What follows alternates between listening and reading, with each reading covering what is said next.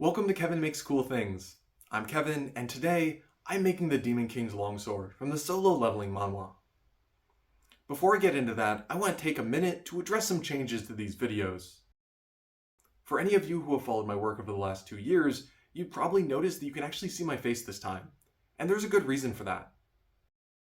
When I started making these videos, I was in a cramped little apartment, where I couldn't use power tools, spray-on primer, or anything else which could make a mess.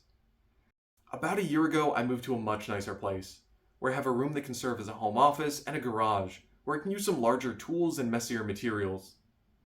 It has been a huge improvement in my quality of life, but it has been a lot of work.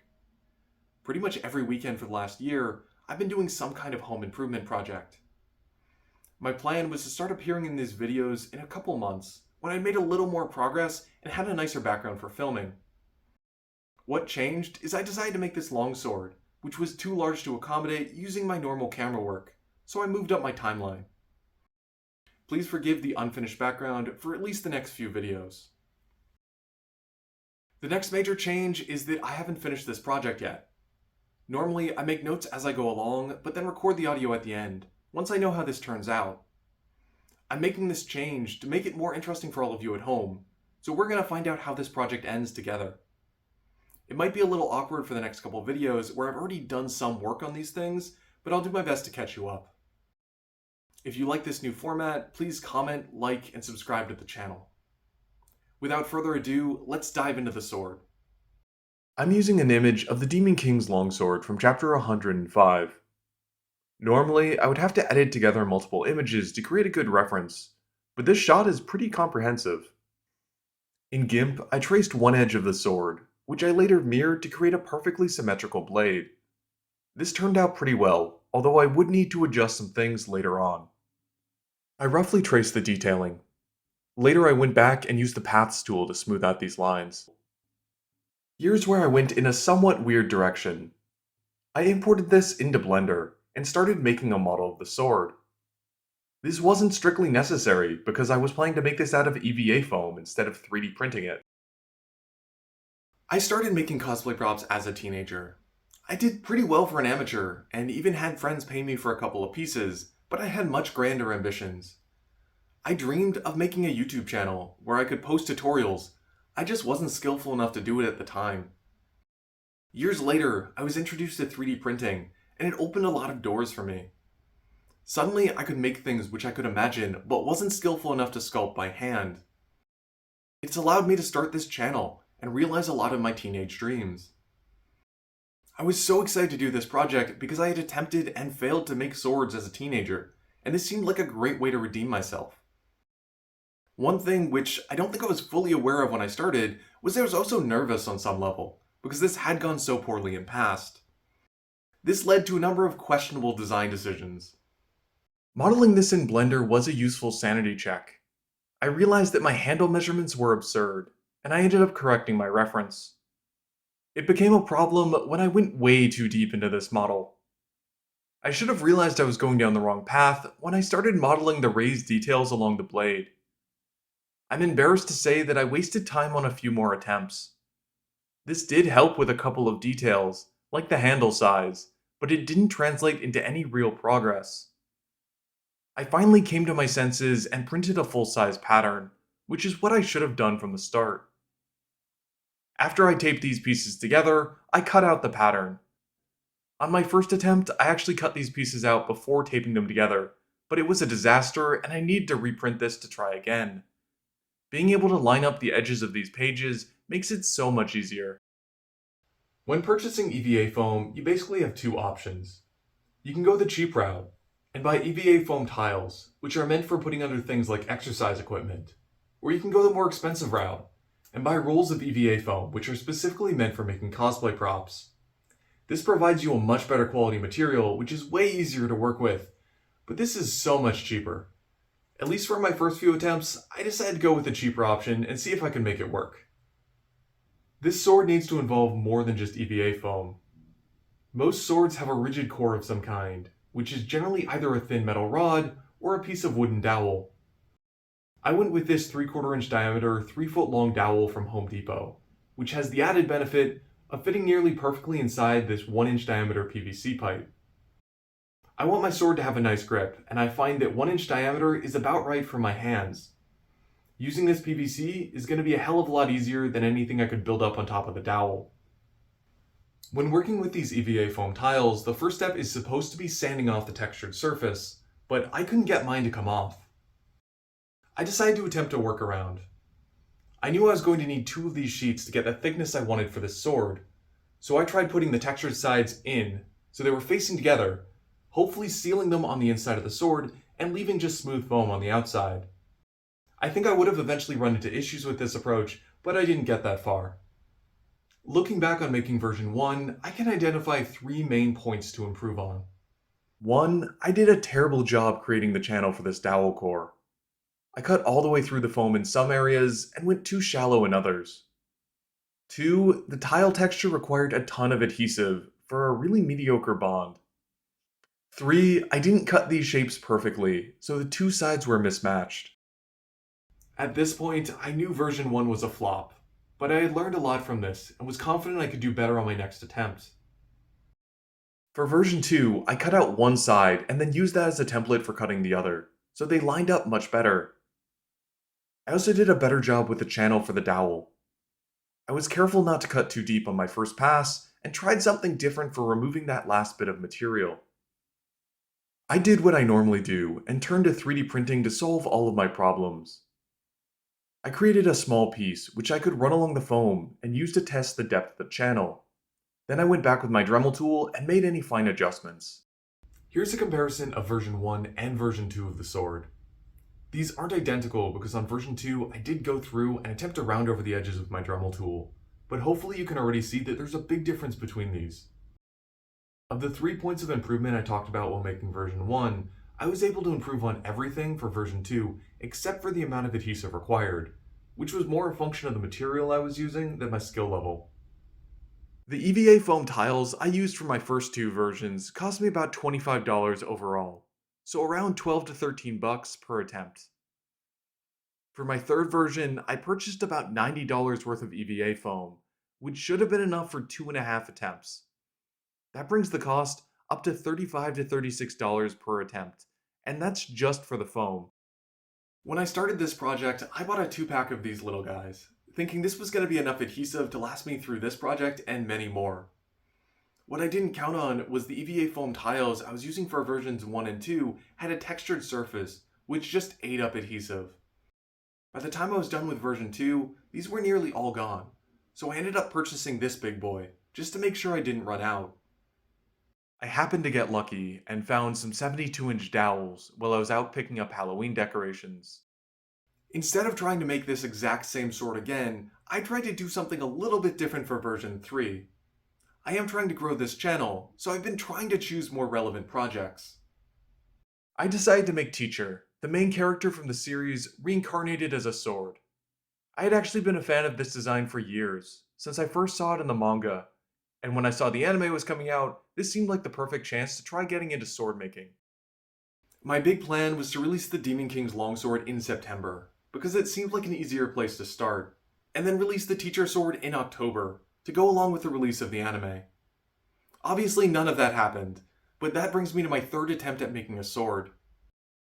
I'm going to skip the design process on this one, because it's not relevant to this video. If I ever do finish that project, I'll definitely post a video about it, but for now, I just want to focus on my journey to making a sword. My brilliant idea was to attach 2 10mm thick pieces of foam together to create a 20mm thick piece. I could then cut a slot out of this and insert my dowel, which was about 19mm thick and fit perfectly. I would then cover this up with a 2mm thick piece of foam on both sides. This seemed great because I didn't have to carve a channel into any pieces of foam, which was something I had really struggled with on versions 1 and 2. One of the big challenges is what to do with the edges of these swords. I decided to use my version 2 sword for practice, and tried to round over the edges with my Dremel tool. I kinda made a mess of this, so for working on the Teacher sword, I turned the speed way down and was very careful, but I still ended up ruining it. I tried to salvage this by adding some quick seal to the edges, but it was too far gone. This one was really devastating. Weeks of work just down the drain. Later on, I will pull the dowel out of this to reuse on a later project, but this is still $50 of foam and materials going straight into the trash. This is where I started my fourth overall attempt at making a sword, and my third attempt at making the Demon King's longsword. I started by printing and assembling a new pattern. These are pretty flimsy, and if I'd known I was going to be doing this many attempts, I probably would have transferred this onto something more durable, like cardboard. After gluing two pieces of foam together, I broke out a fresh knife. New blades are inexpensive and make a shocking difference. Version 4 was going pretty well, which wasn't that much of a surprise.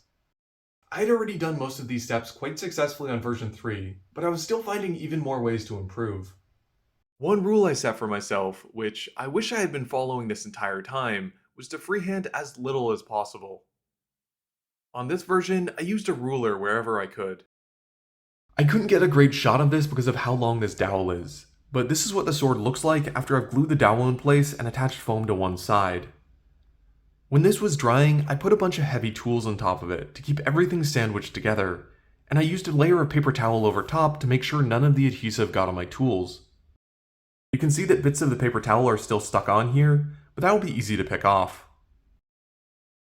One issue I ran into is that the foam didn't stick properly along the edges. I think the reason for that is I didn't apply the adhesive thoroughly enough, which is generally the cause in these cases. It should be pretty easy to clean up by just applying some more adhesive. Before attaching foam to the other side, I tried brushing both pieces with some steel wool. My idea was to add some texture here and give the rubber cement a little more to hang on to. It didn't really work, but it was worth a try. And that catches us up to the point where I filmed the intro. This is what the sword is looking like right now. There's the dowel in the center and foam on both sides, although I do still need to go back and do some repairs where the foam didn't adhere properly. The next step is going to be rounding over the edges. I still need to add a piece of foam to the top and bottom to do the details along the blade and add some thickness to the hilt, but I don't want to do that yet. Last time I ruined the sword when I was going along and doing the edges, so I don't want to invest any more time or money in this until I know it's going to work out. This should be easier to do than the teacher sword because I don't need to do a sharp angle and can get away with just rounding the edges, but I still don't like my chances. I'm going to try to be clever about this and do some practice first. As I've been going through and doing these different attempts, I've been saving my scraps. I wish I could brag about how there was some brilliant plan behind this, but it's really just dumb luck. I don't like cleaning up too much while I'm in the middle of a project, because so often I'll get to the end and realize I forgot to film some aspect of it.